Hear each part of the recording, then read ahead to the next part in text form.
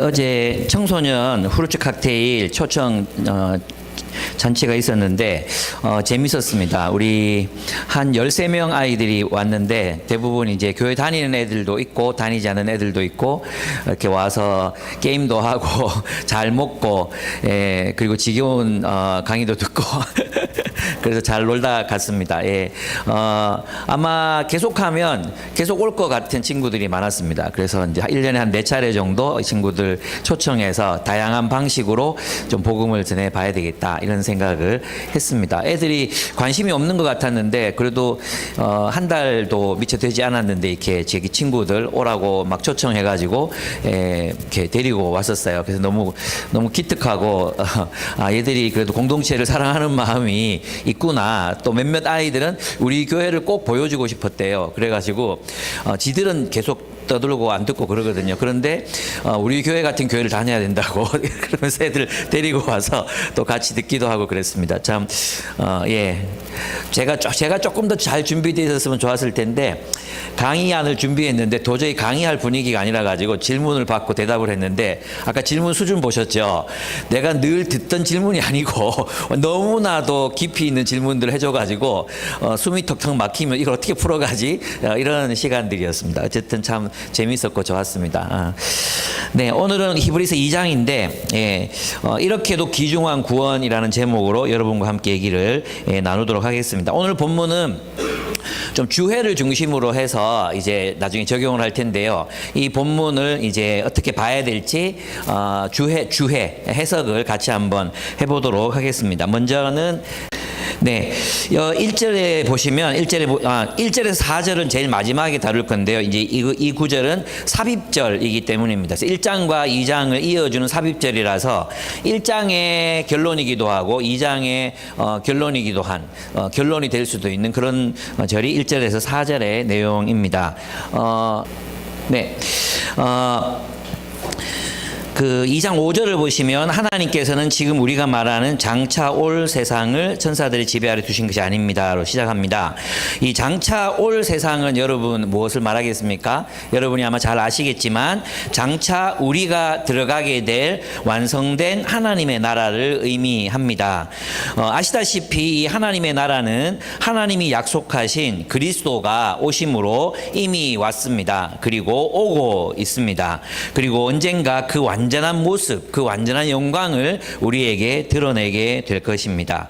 그래서 이 장차 올 세상은 하나님이 다스리시는 정의와 사랑 그리고 완전한 평화가 지배하는 세상입니다. 그곳에서는 억울한 일을 당하는 사람도 또 혐오와 차별도 없고 그리고 다툼과 전쟁도 그치게 될 것입니다. 그래서 교회는 또 그리스도인들은 항상 이 날을 기다려왔습니다. 같이 한번 읽어보겠습니다. 시작. 그러나 우리는 주님의 약속을 따라 정의가 깃들여 있는 새 하늘과 새 땅을 기다리고 있습니다. 우리가 새 하늘과 새 땅, 하나님이 통치하시는 새 하늘과 새 땅을 기다리는 이유는 그 새 하늘과 새 땅이 하나님의 정의가 깃들여 있는 새 하늘과 새 땅이기 때문에 우리는 그 날을 기다리면서 살아갑니다. 이 땅이 이렇게 고통스러워진 이유는 바로 하나님의 정의와 공의가 왜곡되고 부스러지고 파괴되었기 때문이라고 우리는 믿고 있습니다. 그리고 요한계시록에 가면 더 감동적인 말로 이제 이것을 설명하고 있습니다. 길기 때문에 제가 읽어드리겠습니다. 나는 새 하늘과 새 땅을 보았습니다. 이전의 하늘과 이전의 땅이 사라지고 바다도 없어졌습니다. 나는 또 거룩한 하나님 나라에 바다가 없다 이런 뜻이 아니라 옛 하늘, 옛 땅, 옛 바다가 사라졌다는 뜻입니다. 나는 또 거룩한 도성 새 예루살렘이 남편을 위하여 단장한 신부와 같이 차리고 하나님께로부터 하늘에서 내려오는 것을 보았습니다. 그때에 나는 보좌에서 큰 음성이 울려 나오는 것을 들었습니다. 보아라, 하나님의 집이 사람들 가운데 있다. 하나님이 그들과 함께 계실 것이요 그들은 하나님의 백성이 될 것이다. 하나님이 친히 그들과 함께 계시고 그들의 눈에서 모든 눈물을 닦아 주실 것이니 다시는 죽음이 없고 슬픔도 울부짖음도 고통도 없을 것이다. 이전 것들이 다 사라져 버렸기 때문이다. 그때 보좌에 앉으신 분이 말씀하셨습니다. 보아라, 내가 모든 것을 새롭게 한다고 말씀하셨습니다. 기록하여라. 이 말은 신실하고 참되다 하셨습니다. 이 계시록에 나오는 거룩한 도성 새 예루살렘은 바로 교회를 의미합니다. 교회가 완성되고 그 하나님의 백성들이 이제 하나님과 그들과 함께 계시며 그들이 하나님의 백성이 되고 그곳에는 눈물도 없고 죽음도 없고 슬픔도 울부짖음도 고통도 다 사라져 버린 세상이 도래할 것이라고 그리스도인들은 믿습니다. 그래서 우리가 그 날을, 그 장차 올 세상을 우리는 기다리는 것입니다. 그런데 이 기자는, 히브리서 기자는 장차 올 세상이 천사들에게 맡겨져 있는 것이 아니라 바로 우리들에게 맡겨져 있다고 말합니다. 그래서 오늘 이 본문 우리들에게 구원이 무엇인지에 대해서 이제 질문해 보게 하는데요. 한번 봅시다. 5절을 보시면, 2장 5절을 보시면 하나님께서는 지금 우리가 말하는 장차 올 세상을 천사들의 지배 아래에 두신 것이 아닙니다. 6절, 어떤 이가 성경 어딘가에 이렇게 증언하였습니다. 사람이 무엇이기에 주님께서 그를 기억하여 주시며 인자가 무엇이기에 주님께서 그를 돌보아 주십니까? 주님께서 그를 잠시 동안 천사들보다 못하게 하셨으나 영광과 존귀의 면류관을 그에게 씌워 주셨으며 만물을 그의 발 아래 복종시키셨습니다. 이 인용구는 시편 8편 4절에서 6절을 가져온 것입니다. 그럼 시편 8편을 여러분이 한번 읽어보시면 이 시편 8편은 무엇에 대한 내용이냐 하면 하나님이 사람들을 굉장히 위대하게 창조하셨다는 것입니다. 그래서 하나님께서 인류를 이렇게 위대하게 창조하시고 온 세상 만물의 지배자로, 만물의 통치자로 세우셨다 하는 것. 그래서 그런 사람을 향한 하나님의 사랑이 너무나도 놀랍습니다. 그리고 온 우주 만물에는 하나님의 영광이 깃들어 있습니다. 그리고 이 우주의 왕으로 우리를 세우신 것에 대해서 감사합니다. 이런 내용이 시편 8편의 내용입니다.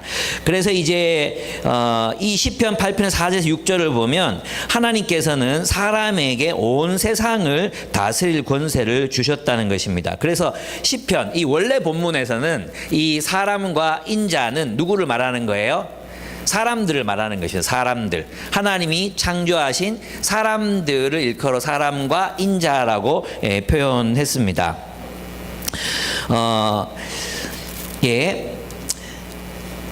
시편에서 사람과 인자는 그야말로 사람입니다. 하나님은 세상을 지으시고 사람에게 하나님의 통치를 대신하게 하셨습니다. 그럼 여러분 뭐가 떠올라야 되죠? 아담과 하와가 이제 떠올라야 됩니다. 하나님께서는 아담과 하와를 이제 창조하시고 에덴 동산에 두시고 그 땅을 다스리라고 명령하셨던 겁니다. 그래서 이제 인간은 원래 왕과 같은 인생을 살아가도록 창조된 존재가 바로 사람이라는 것입니다. 그런데 그래서 사람은 어떤 존재냐 하면 하나님은 세상을 지으시고 사람에게 하나님의 통치를 대신하게 하셨습니다. 그래서 사람은 하나님의 형상으로 지음을 받았다는 것은 바로 이 세상의 통치자인 왕이신 하나님의 형상으로 지음받은 존재들이기 때문에 이 사람은 하나님의 통치를 대신해서 세상에 하나님의 뜻을 실현해야 되는 의무를 가지게 되는 겁니다.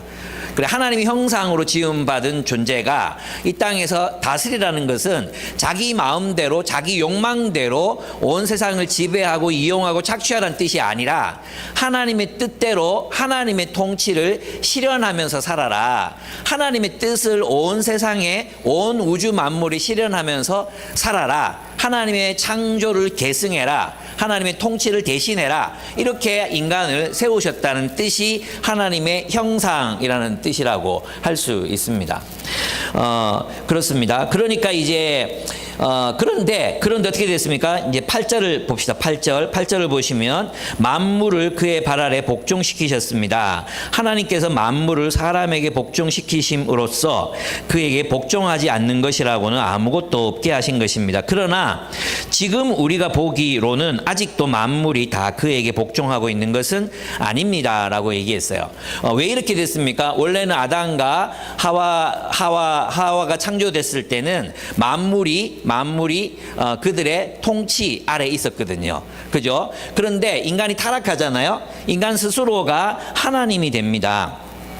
그래서 이 말씀은 만물이 우리의 지배를, 사람의 지배를 받지 않고 있다. 이 말은 뭐냐 하면 지금 우리의 상태를 말합니다. 지금 우리의 상태, 인류가 하나님을 떠난 상태를 말합니다. 원래 인간은 온 세상의 통치자로 세워졌습니다. 온 세상을 위한 통치자. 근데 이 통치는 욕망의 통치가 아니라 하나님의 뜻에 따른 진리에 따라서 통치하는 것이기 때문에 이 진리의 통치를 따르게 되면 무엇을 얻게 되냐 하면 자유를 얻습니다. 자유.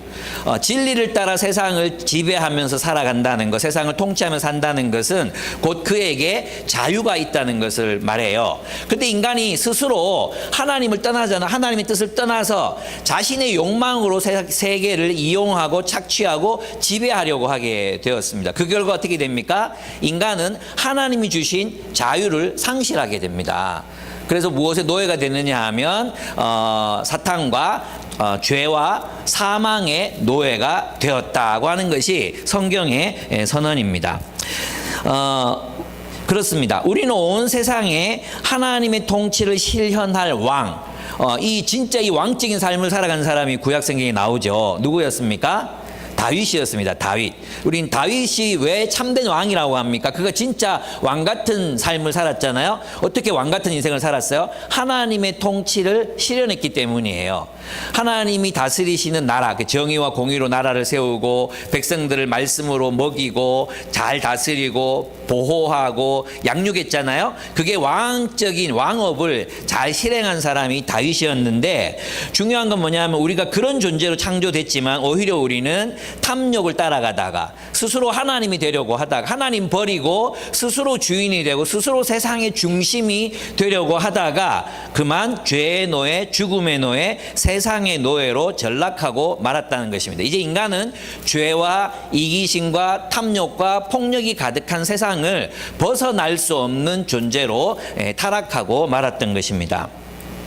사실 오늘날 현대인들은 스스로를 자유인이라고 생각하면서 살지만 사실 우리는 지배를 받고 살아가는 노예들입니다.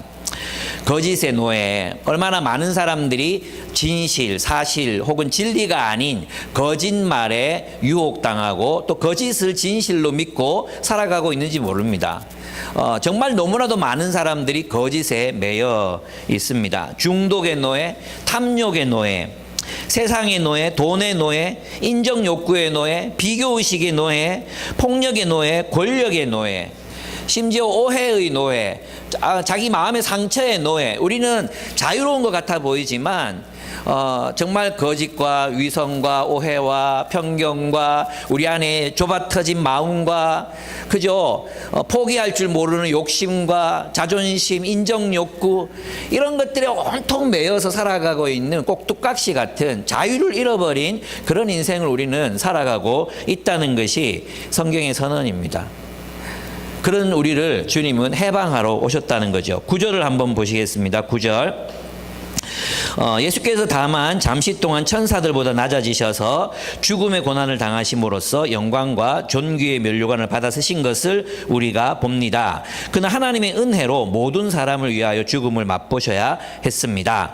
여기에서 이제 헷갈리는 본문이 이제 8절과 9절이 이제 헷갈려요. 왜냐하면 앞에 보면 이제 6절을 보시면 사람이 무엇이기에 주님께서 그를 기억하시면 인자가 무엇이기에 주님께서 그를 돌봐주십니까 하고 나서 9절에 가서 예수께서 다만 잠시 동안 천사들보다 낮아지셔서 이렇게 얘기하니까 앞에 있는 이 9절이 예수님에 대한 9절로 보이잖아요. 근데 여러분 이 9절을 바로 예수님으로 가면 안 돼요. 바로 예수님으로 가면 안 되고 어떻게 가야 되냐면 사람으로 일단 생각해야 돼요. 사람으로. 그리고 9절에 와서 사람의 대표자로서 예수께서 인자가 되시는 거예요. 무슨 말인지 아시겠습니까? 그러니까 앞에 있는 6절과 7절을 바로 예수님으로 딱 대입을 하면 그러면 예수께서 이 땅에 성육신 하셔서 우리를 구원하시고 이렇게 되잖아요. 근데 그게 아니라 죄와 사망의 노예로 살고 있는 우리, 그래서 이 세상의 창조주로서 통치자로서 살아가야 할 인간의 운명을 그만 상실해버린 인류, 그 인류를 대표해서 그리스도가 오셨어요. 그리고 그분이 천사들보다 잠시 낮아지신 거예요. 잠시 낮아지셔서 무엇 하시려고요? 인류의 대표로서 우리를 구원하시려고, 우리를 영광에 이끌어 들이시려고 주님께서 우리의 대표로 오셨다. 이것이 이 본문의 핵심입니다. 그래서 있잖아요, 히브리서 기자는 원래 시편은요, 이 앞에 있는 사람과 인자를 복수형으로 써요. 복수형. 근데 이제 히브리서 기자는 이 단어들을 의도적으로 단수형으로 쓰고 있습니다. 무슨 말인지 아시겠죠? 6절과 7절이 단수형으로 쓰였어요. 그러니까 중의적인 의미가 있는 거예요. 하나는 뭐냐 하면 사람들이라는 뜻도 있고, 또 하나는 인자로서 메시아라는 뜻도 있게 되는 것입니다. 근데 여러분 분명한 건 뭐라 그랬어요? 앞에 있는 구절들을 바로 메시아로 가면 이 본문의 의미를 살릴 수가 없어요. 그래서 이제 10절에 가보시면 이렇게 됩니다. 우리가 예수께서 다만 잠시 동안 천사들보다 낮아지셔서 죽음의 고난을 당하심으로써 영광과 존귀의 면류관을 쓰신 것을 우리가 봅니다. 그분이 십자가에 달려 죽으시고 부활하시고 승천하신 것을 보았습니다. 그는 하나님의 은혜로 모든 사람을 위하여 죽음을 맛보셔야 했습니다. 그렇죠? 왜 그분은 천사보다 잠깐 낮아지셔서 성육신하시고 죽으시고 부활하셔야 했습니까? 왜 인간으로 오셔야 했습니까? 우리를 위한 거란 거예요. 우리를. 그죠? 우리를 위해서 영광과 종기의 면류관을 받아 쓰셨다. 우리를 위해서 그분이 승리하셨다. 이렇게 돼 있죠. 그러면 그분이 영광과 종기의 면류관을 받아서 승리하신 것은 누구의 승리를 말합니까? 곧 우리의 승리를 말하는 거죠. 그분이 우리의 대표자로서 죽으시고 승리하셨기 때문에 우리도 그와 함께 연합되어서 어떻게 해요? 그와 함께 영광과 존귀의 면류관을 얻는 겁니다. 그래서 10절 보시면 10절, 하나님께서는 만물을 창조하시고 만물을 보존하시는 분이십니다. 뜬금없이 이 구절이 있는 것 같잖아요. 왜 이 구절이 있겠어요? 만물과 만물, 우주 만물의 통치자로 누구를 세우셨기 때문이에요? 사람을 세우셨기 때문이잖아요. 그럼 만물의 통치자로 회복되는 게 뭐냐 하면 이제 여기 나오는 이제 10절 후반절입니다. 그러므로 하나님께서 많은 자녀를 영광에 이끌어 들이실 때 영광에 이끌어 들이실 때 영광과 존귀의 면류관을 얻으시고, 그죠? 그리고 우리를 영광에 이끌어 들이실 때 이렇게 얘기했잖아요. 그럼 여기에서 영광을 얻는다는 게 무엇일까 하는 거죠. 예. 네. 8절을 보시면, 네, 아까 지나갔고요. 또 넘어가서, 네, 요 구절을 한번 같이 읽어봤으면 좋겠습니다. 예, 요거는 이제 로마서 5장 17절입니다. 시작. 한 사람의 범죄로 말미암아 사망이 그 한 사람을 통하여 왕노릇하였은즉 더욱 은혜와 의의 선물을 넘치게 받는 자들은 한 분 예수 그리스도를 통하여 생명 안에서 왕노릇하리로다. 아멘. 그러니까 이제 구원이 뭐예요? 구원. 이제 히브리서에서 말하는 구원, 또 로마서에서 말하는 구원이 뭐예요? 왕노릇하는 거예요. 왕노릇. 그리고 왕노릇 이러니까 우리 청소년들하고 BSM 하는데 왕노릇이 뭐야? 이렇게 얘기하니까 지배하는 거예요.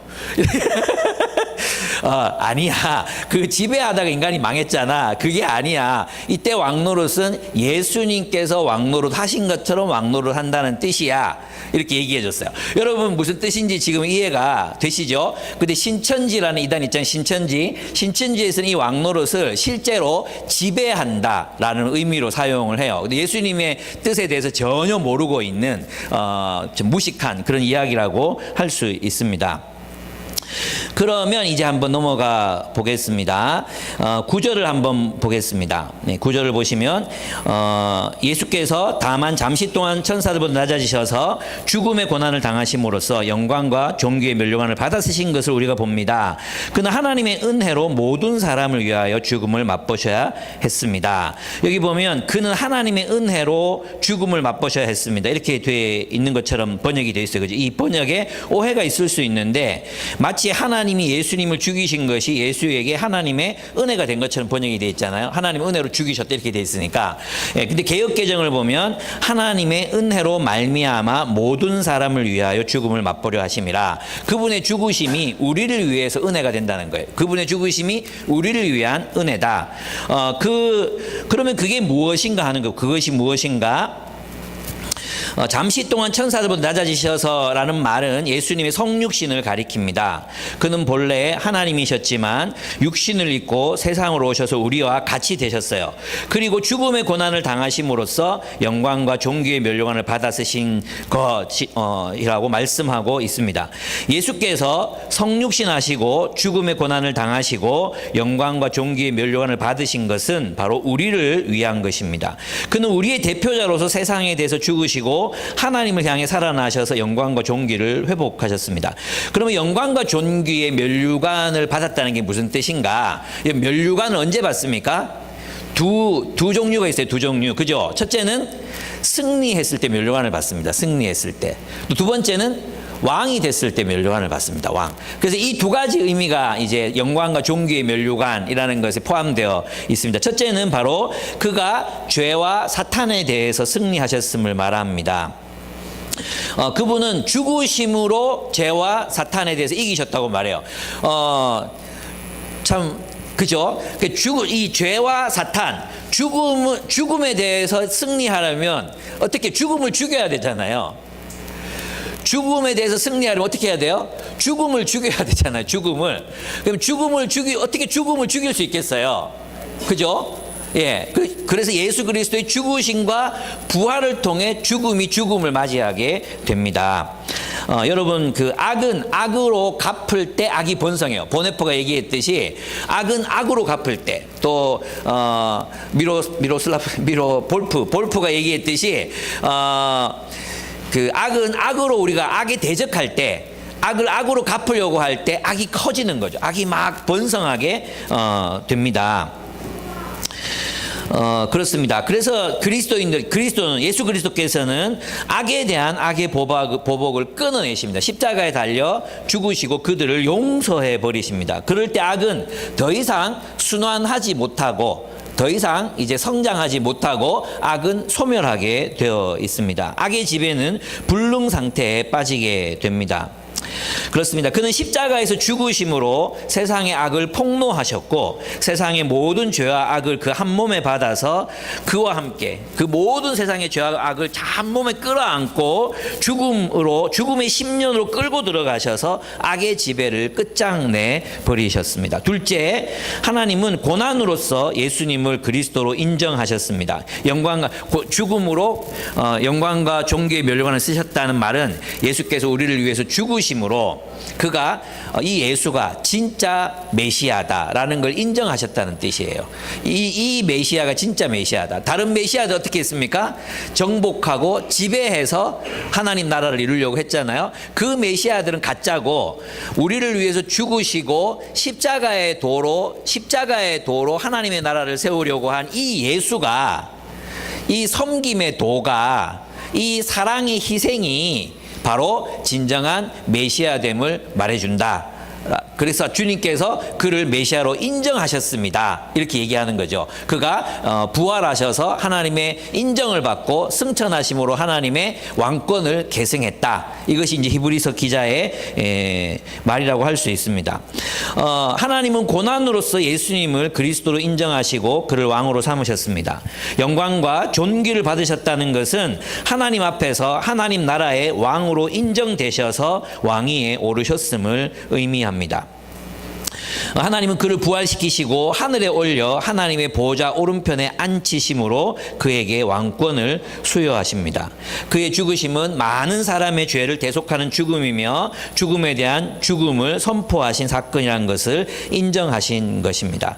그래서 이제 이 본문이 굉장히 중요한데요. 한 사람의 범죄로 말미암아 사망이 그 한 사람을 통하여 왕노릇하였은즉, 우리는 사망의 노예가 되어 있었지만 이제 예수 그리스도의 죽으심을 통해서 우리는 생명 안에서 우리가 왕노릇하는 인생을 살게 되었다. 이 왕노릇은 진짜 그런 의미에서 보면 아담, 최초에 하나님이 창조하셨던 아담이 지녔던 상태를 회복하는 걸 말해요. 죄와 사망의 노예가 아니라 오직 하나님의 말씀에 따라 살아가는 자유와 해방의 존재로 세상을 살아가는 것, 그것이 주님께서 우리에게 원하신 삶이었다는 거죠. 그렇습니다. 결국 있잖아요. 그의 죽음과 고난, 그의 고난과 죽음의 목적은 무엇입니까? 자유와 해방이라는 것입니다. 하나님은 우리가 자유롭기를 원하십니다. 해방을 받기를 원하십니다. 이 거짓된 세상에서 거짓말에 속지 않고 살기를 원하십니다. 내 자아의 어떤 위선과 오해와 또 수많은 편견과 그 좁아진 식견과 또 죄와 이기심과 막 이런 것들이 우리를 막 그냥 그 욕심 막 이런 것들이 그냥 우리를 막 지배하고 있잖아요. 그죠? 느끼지 않습니까? 저는 이런 세상이 너무너무 지긋지긋한데 진짜 너무너무 지긋지긋해요.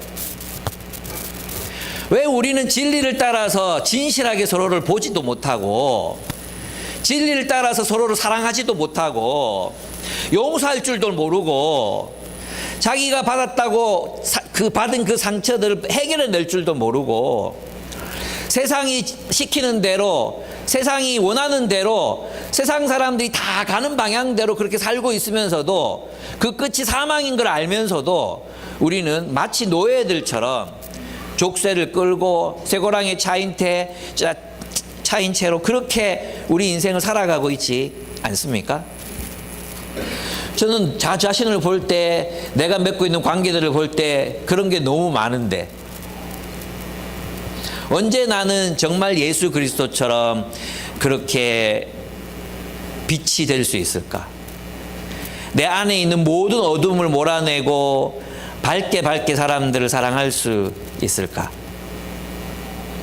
내 안에 있는 자존심, 인정욕구 이런 것들 다 내려놓고 그냥 사랑만 하면서 살 수는 없을까? 왜 이렇게 상처받은 감정을 해결하는데 몇 날 며칠이나 걸릴까? 예수님은 십자가에 달리시면서도 모든 사람들을 다 용서하셨는데 왜 우리 사이는, 우리들의 관계는, 우리들이 살아가는 세상들은 거짓이 지배하고 거짓이 득세하고 오해와 편견이 우리 사이를 갈라놓게 만들고 사람들은 그것이 악마의 도구인지도 모르고 넘어가고 왜 그럴까? 너무 슬프지 않습니까? 주님께서 오신 이유는 이 모든 세상의 악으로부터 우리를 해방하시기 위해서 오셨다는 것입니다. 참된 인간으로 살라고, 참된 삶의 주인으로 살아가라고. 근데 있잖아, 너는 너의 인생의 주인이 되어서 살아가 이렇게 말하잖아요. 근데 하나님 없이, 하나님 말씀 없이 우리가 우리의 인생의 주인이 되면 어떻게 되는지 아십니까? 악마가 되는 거예요. 하나님 없이, 하나님의 진리 없이 우리가 우리 인생의 주인이 되면, 자기가 중심이 되기 시작하면 바로 지금 우리가 살아가고 있는 세상처럼 모두가 그렇게 되는 겁니다. 내가 옳고 내가 중심이고 나만이 옳고 내 욕망이 제일 중요하고 내 편한 게 제일 중요하고, 그죠? 그렇게 되면 세상이 또다시 지옥이 되는 거죠. 예. 진정한 자유는 말씀 안에 있습니다. 말씀. 예. 이 말씀을 따라서 우리는 왕노릇하며 살아갈 수 있습니다. 말씀으로 진리가 너희를 자유케 하리라. 진리를 알지니 진리가 너희를 자유케 하리라. 그 말씀. 그래서 이제 1장, 2장 1절 4절을 보면은 천사들이 전해준 말씀도 이렇게 등한히 하다가 사람들이 심판을 받았는데 메시아를 통해서 하신 말씀을 우리가 소홀히 할 수 있겠느냐. 그 말씀이 우리를 자유케 하고 그 말씀이 우리를 해방한다는 것입니다.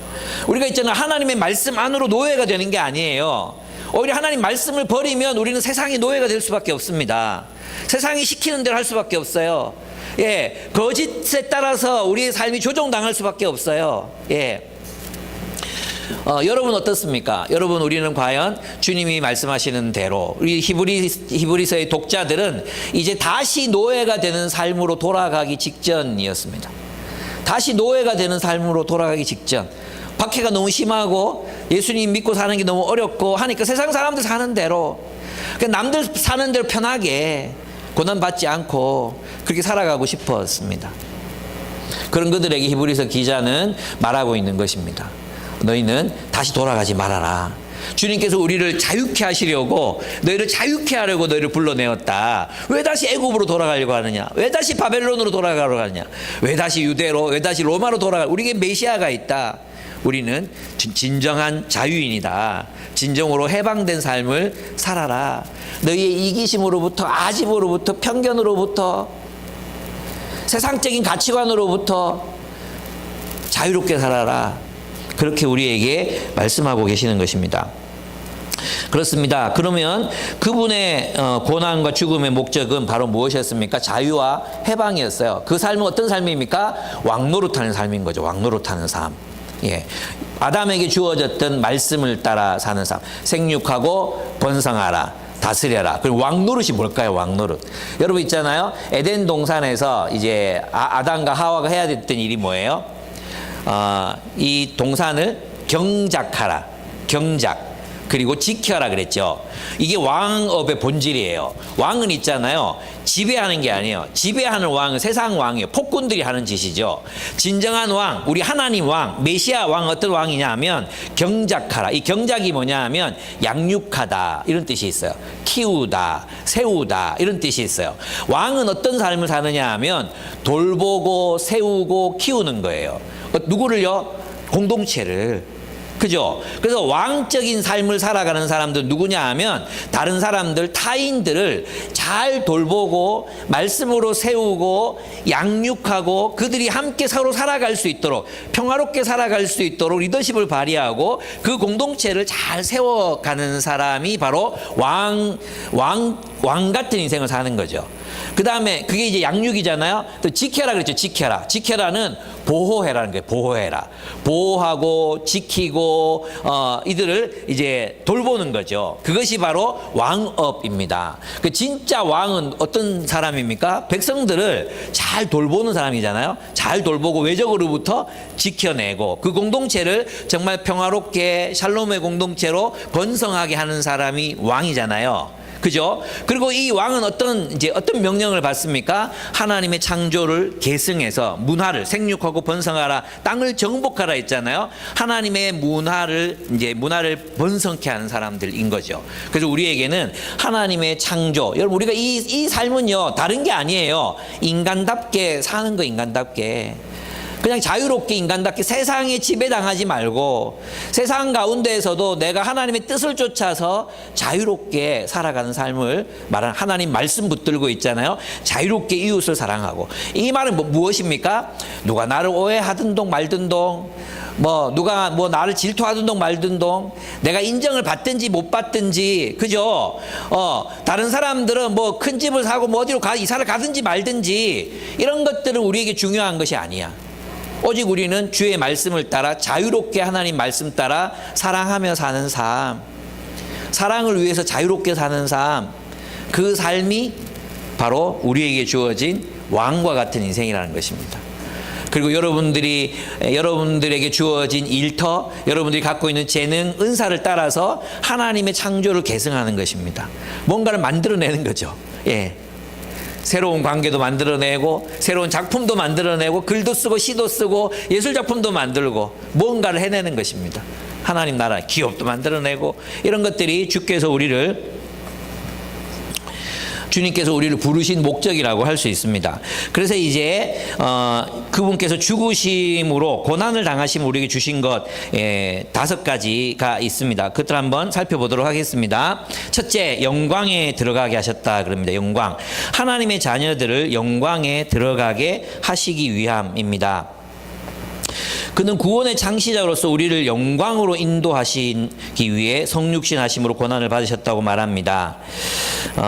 우리 역시도 그래서 보면 10절 후반절을 한번 보겠습니다. 그러므로 하나님께서 많은 자녀를 영광에 이끌어 들이실 때에 그들의 구원의 창시자를 고난으로서 완전하게 하신다는 것은 당연한 일입니다. 이 구원의 창시자를 고난으로서 완전하게 하신다는 것은 그를 고난받게 하신 그의 십자가의 죽으심과 고난을 통해서 그를 메시아로 인정하신다 이런 의미예요.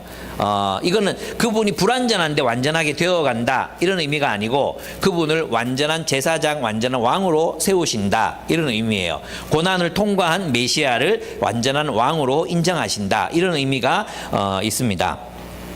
근데 왜 그렇게 하십니까? 자녀를, 하나님께서 많은 자녀를 영광에 이끌어 들이실 때 이랬죠. 그럼 이 영광이 무엇입니까? 이 영광이라는 말은 우리의 삶에 하나님의 통치가 완전히 실현되는 걸 말하는 것입니다.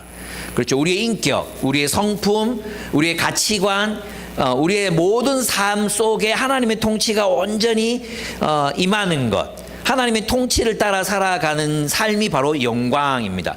예수 그리스도의 영광, 예수 그리스도에게서 우리 하나님의 영광을 보잖아요. 그죠? 그 영광이 무엇이었습니까? 예수는 하나님의 뜻에 완벽하게 순종하셨죠. 그것이 예수의 영광이었습니다. 마찬가지로 우리의 영광이 무엇입니까? 우리에게 영광이 나타나려면 하나님의 말씀, 예수 그리스도의 말씀에 온전히 순종할 때 하나님의 영광이 우리 안에서 나타나는 것입니다. 그렇게 될 때 우리는 어떻게 됩니까? 우리는 거짓과 편견, 위선, 음란, 잘못된 욕망, 중독, 오해, 편협한 마음, 이 모든 것으로부터 해방을 얻습니다. 오직 진리를 따라서 살아갈 수 있는 진실한 존재가 된다는 것입니다. 여러분, 우리들의 마음은 많은 어둠들이 지배하고 있습니다. 우리 안에 하나님의 빛이 가득 차서 이 어둠을 다 몰아내게 되었으면 좋겠습니다.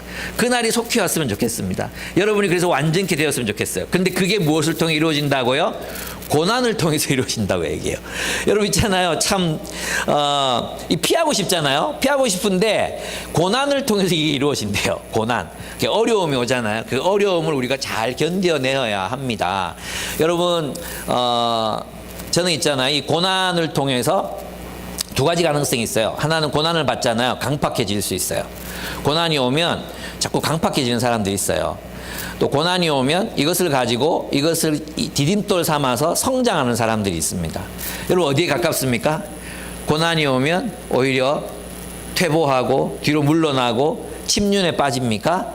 아니면 고난이 오면 하나님께서 이 고난을 통해서 나를 그 영광, 하나님의 영광을 덧입게 하려 하시는구나. 그래서 이 고난을 이겨내고 사랑하리라. 이 고난을 이긴다는 게 뭐겠어요? 내게 어려움이 있지만 하나님의 명령을 따라 사는 삶을 지속하는 거잖아요. 그죠? 그렇게 살아갈 때 하나님의 영광이 우리를 지배하게 된다는 것입니다. 여러분 이 영광을 소망하십니까? 이것이 우리가 이 땅에서 왕노릇하며 산다는 말의 의미라고 할 수 있습니다. 그 무엇에도, 그 어떤 거짓에도, 그 어떤 나쁜 것들에도 지배당하지 않고 오직 하나님의 진리를 따라서 살아가는 삶, 그게 바로 영광. 예, 이게 우리의 구원이에요. 구원. 예. 우리가 구원을 받는다는 건 바로 우리 안에 있는 모든 그런 거짓과 위선과 악과 이기심, 탐욕 이런 것들로부터 자유로워져서 오직 하나님의 말씀과 진리의 빛에 순종하는 자로 살아가는 것, 이게 영광 입니다. 저는 이 영광을 여러분들이 맛보았으면 좋겠고 저도 그랬으면 좋겠고 우리 모두의 이 공동체가 그 하나님의 영광으로 빛나고 가득 차기를 바랍니다. 두 번째는 뭐냐 하면 우리를 하나님의 가족이 되게 하시기 위함이라는 것입니다. 11절에서 13절을 한번 보겠습니다. 거룩하게 하시는 분과 거룩하게 되는 사람들은 모두 한 분이신 아버지께 속합니다. 거룩하게 하시는 분 누구예요? 예수. 그리고 우리 거룩하게 되는 자들 우리는 모두 한 가족이 된다는 것입니다.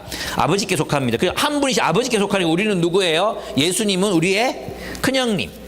예수님 우리의 큰형님. 오빠예요. 오빠. 큰오빠. 그리고 우리 모두는 그분의 형제와 자매들이 되게 하셨다. 왜 그렇게 하셨냐? 우리를 도우시려고. 육체를 입고 오셔서 우리를 돕기 위해서, 우리를 이해하시고 우리를 도우시기 위해서, 대제사장 되시기 위해서 주님이 성육신 하신 것이다. 성육신 하셔서 우리 누가 되셨어요? 형님이 되셨다 이거예요. 형님이.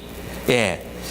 여러분 형이 없습니까? 저는 형이 없어서 이 느낌이 뭔지 몰라요. 그리고 이제 애들 기도 제목을 보면 형이 된다는 것은 뭐 형을 사랑하게 해주세요 뭐 이런 게 있잖아요.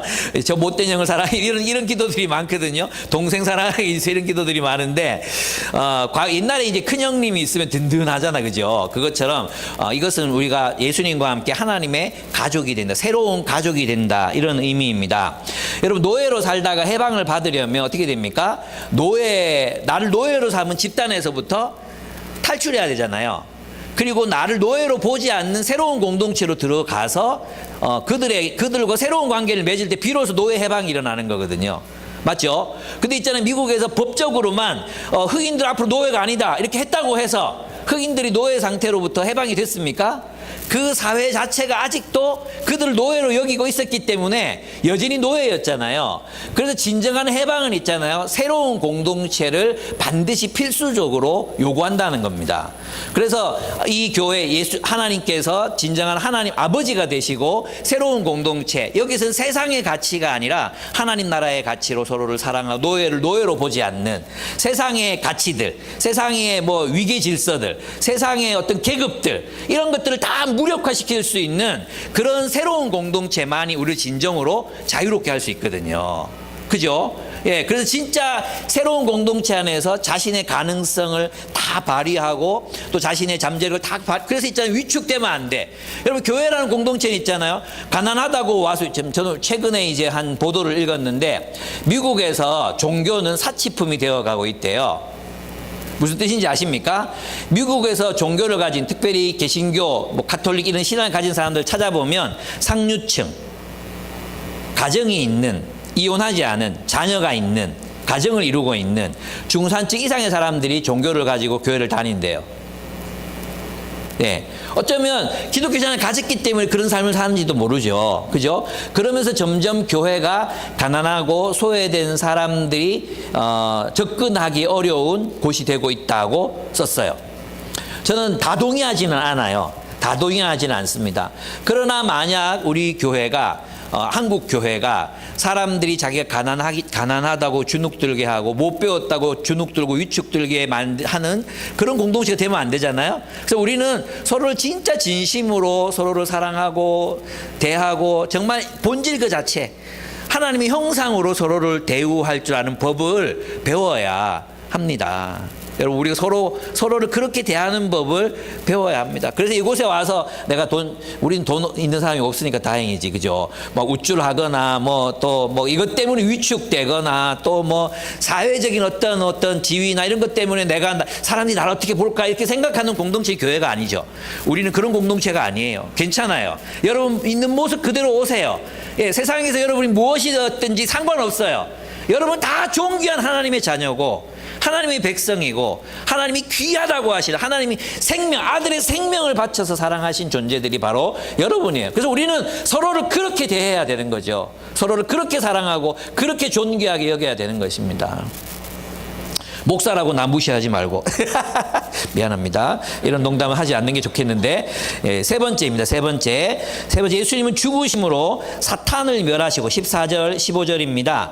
이 자녀들은 피와 살을 가진 사람들이기에 그도 역시 피와 살을 가지셨습니다. 그것은 그가 죽음을 겪으시고서 죽음의 세력을 쥐고 있는 자 곧 악마를 멸하시고 이렇게 얘기했죠. 또 일생 동안 죽음의 공포 때문에 종로로 산 사람을 해방시키기 위함이었습니다.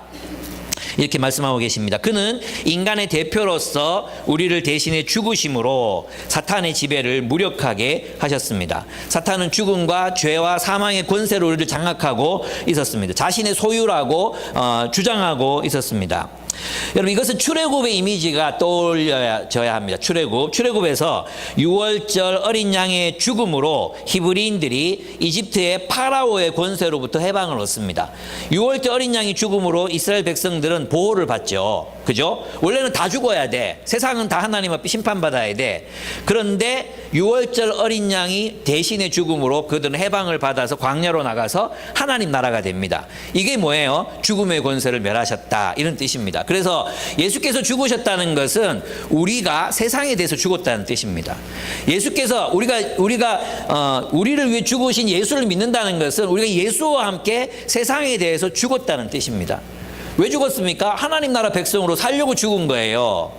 그냥 세상에서 죽었어. 하나님의 심판이 끝났어. 하나님이 예수를 심판했어. 그래 나는 심판받지 않아. 이게 복음이 아니고요.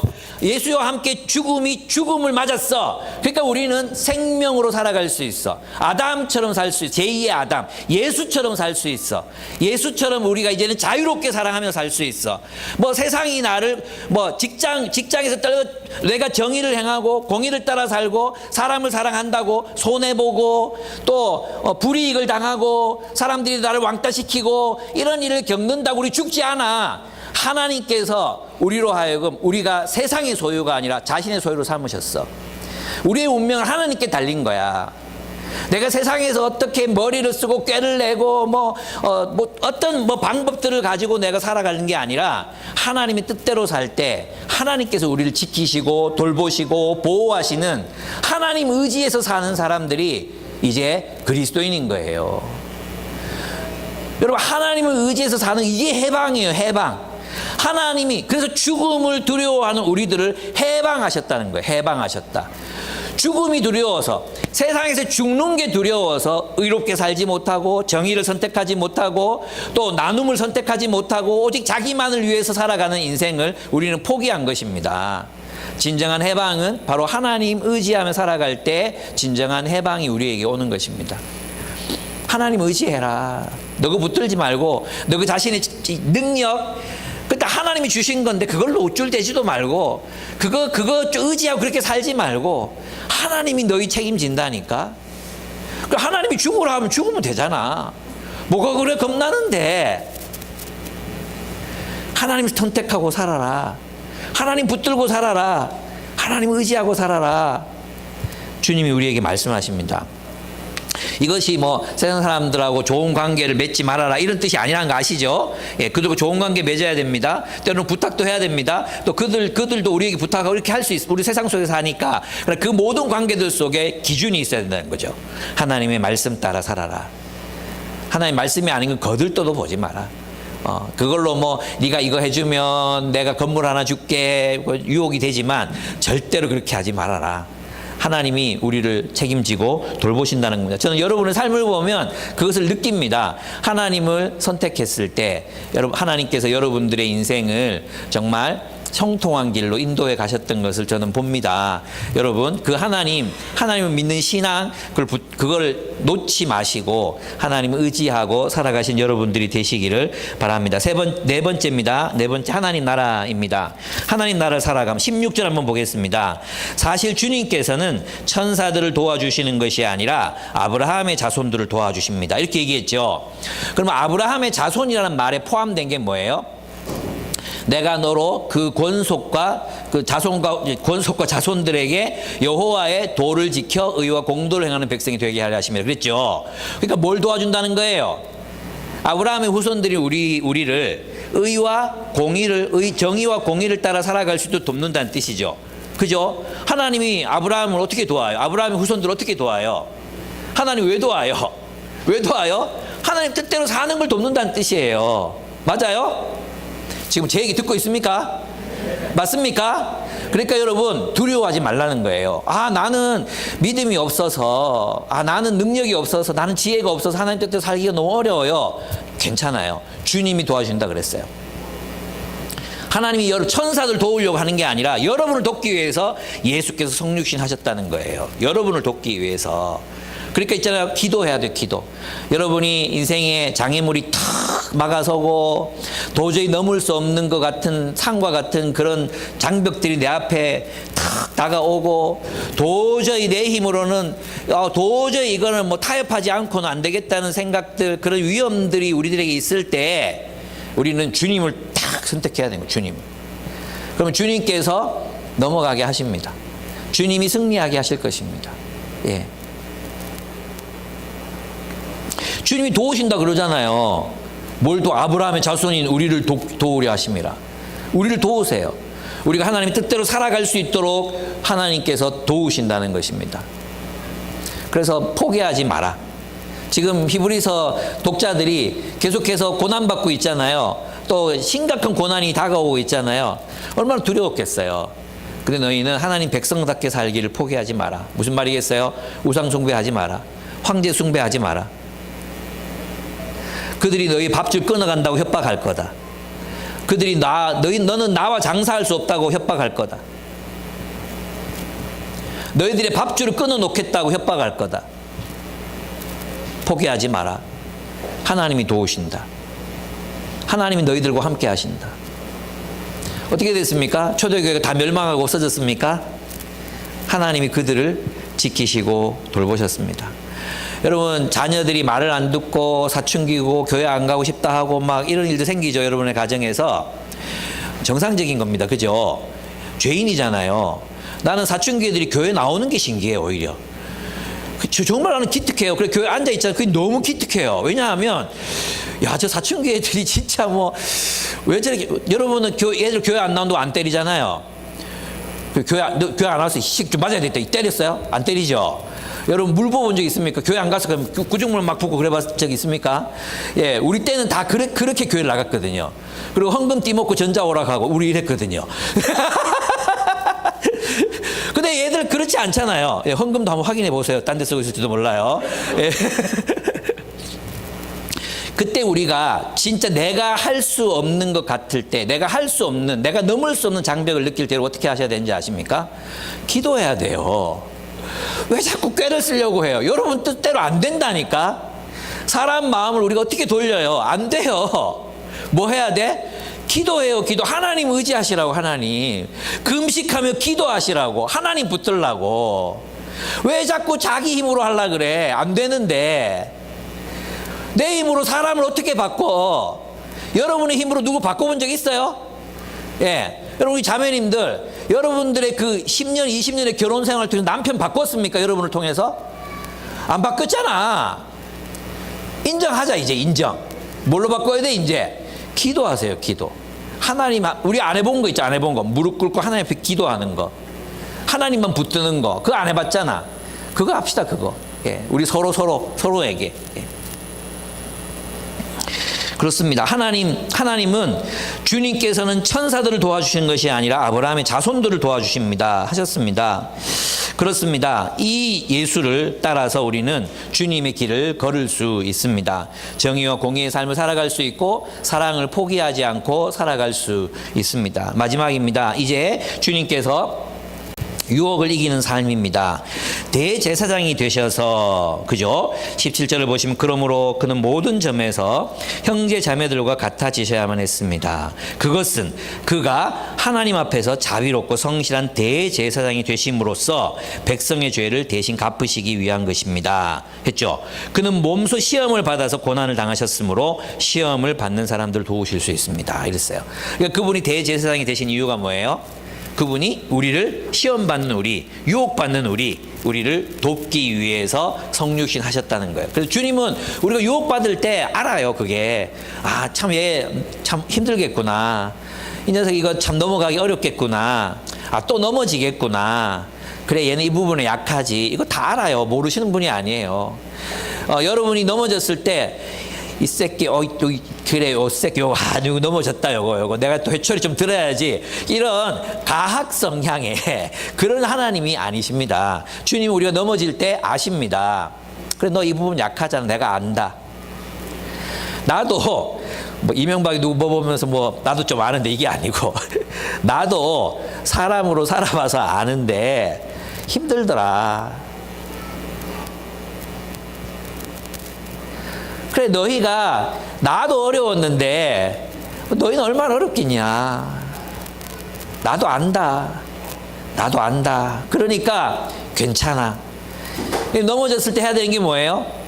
주님 바라보고, 주님이 우리 얼굴을 외면하시지 않습니다. 우리 쓰러져 있는 우리에게 침 뱉지 않으십니다. 그냥 지나치지 않으십니다. 근데 이 새끼 여기서 넘어질 줄 알았다. 네가 그렇지 뭐. 이건 사람들이 하는 짓입니다.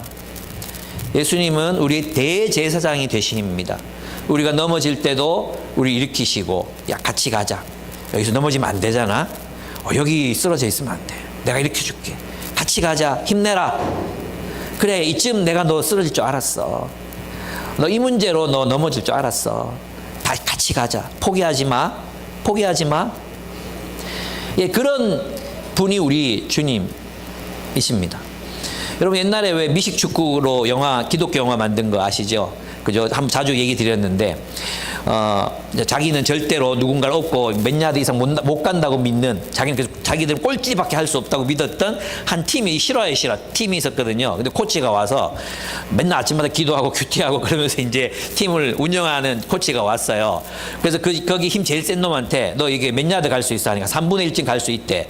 그래, 눈을 감겨요. 그리고 자기 위에다가 하나를 더 얹어. 그리고 가게 합니다. 그리고 옆에서 그 코치가 뭐 합니까? 막 지치려 그럴 때 영어로 keep going을 합니다. keep going.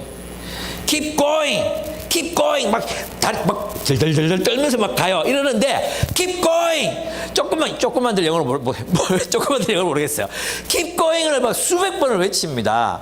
근데 딱 갔는데 이미 지나갔어. 저 끝까지 가고 자기들의 한계를 넘어선 거죠. 우리 주님은 바로 그런 분이십니다. 끝까지 가라고, 중간에 포기하지 말라고, 절대 놓지 말라고, 주님께서 함께 하신다고. 그러니까 있잖아요. 주님 우리의 보혜사예요. 보혜사. 곁에서 우리를 도우시는 분이에요. 곁에서 우리를 정죄하시는 분이 아니에요. 주님은 우리를 곁에서 판단하시는 분이 아니에요. 주님은 우리 곁에서 우리를 심판하시는 분이 아니라 우리를 도우시는 분입니다. 심판은 누구에게 있습니까? 일어나라! 일어나라 이 새끼야! 일어나라고 하는데 안 일어나는 놈들이 심판받는 거예요. 일어나라 하면 일어나야 돼. 일어나서 같이 가면 돼. 아모스 했지, 아모스. 좀 일어나라 그러는데 안 일어나잖아. 그러니까 근데 심판받는 거죠. 근데 주님이 끝까지 일어나라고, 버텨보라고 하시면 같이 가는 겁니다. 그럴 때 주님께서 우리를 일으켜 세우실 것을 믿습니다. 결국 주님께서 성육신하시고 죽으신 이유, 그것은 무엇입니까? 예, 바로 세상 만물을 통치하는 자로 살아가라고. 그죠? 구원이란 바로 그런 것입니다. 구원이란 하나님이 원래 우리에게 의도하셨던 대로의 사람으로 살아가는 것, 통치자로 사는 것, 창조자로서 살아가는 것, 이 세상에 하나님의 뜻을 실현하면서 살아가는 삶, 왕 같은 인생, 그 무엇에도 사로잡히지 않는 바람 같은 삶, 바람같이 자유로운 삶, 욕망에도 사로잡히지 않고 위선에도 사로잡히지 않고 거짓에도 이용당하지 않고 오직 하나님의 뜻 앞에서 자유롭게 살아가는 삶, 오직 하나님의 뜻만을 추구하며 살아가는 삶, 그 삶이 진정한 자유라고, 너희는 자유와 해방을 얻으라고 주님이 우리에게 말씀하고 계십니다. 오늘 이 설교를 통해서 우리는 무엇의 노예가 되어 있는가, 우리는 무엇으로부터 해방을 얻어야 되는가, 자신을 정말 깊이 있게 한번 들여다 보시는 시간이 되었으면 좋겠습니다. 여러분, 저는 그 스파이더맨 3인편인지 4편인지 모르겠는데 이 스파이더맨이 흑화되는 스파이더맨이 있었어요. 까만색 스파이더맨. 이게 있잖아요. 막 들러붙어가지고 안 떨어지는 거예요. 그래서 이 까만색이 힘은 세지는데 막 나쁜 짓을 하게 돼. 그죠? 그래서 나중에 스파이더맨 이걸 막 뜯어내는 장면이 나오거든요. 막 뜯어내고 결국은 뜯어내고 자유롭게 스파이더맨이 해야 되는 일을 합니다. 무슨 일? 사람들을 구출하는 일을 하는 거예요. 그게 우리에게 주신 자유입니다.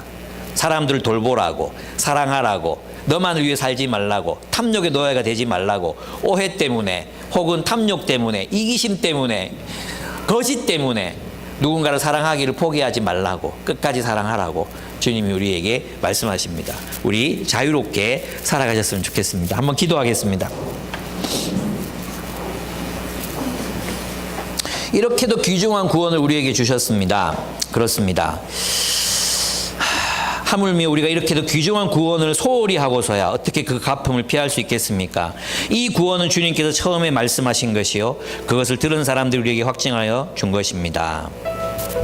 이 귀한 구원, 이렇게도 귀중한 구원을 우리는 살아내려고 애를 써야겠습니다. 주님의 말씀을 따라 자유롭게 살겠노라고, 세상에도 지배당하지 않고, 욕망에도 지배당하지 않고 오직 하나님 말씀 따라 자유롭게 살아가겠노라고. 무엇이겠습니까? 자유롭게 사랑하며 살겠노라고. 그 어떤 것도 내가 사랑하는 삶을 막지 못할 거라고.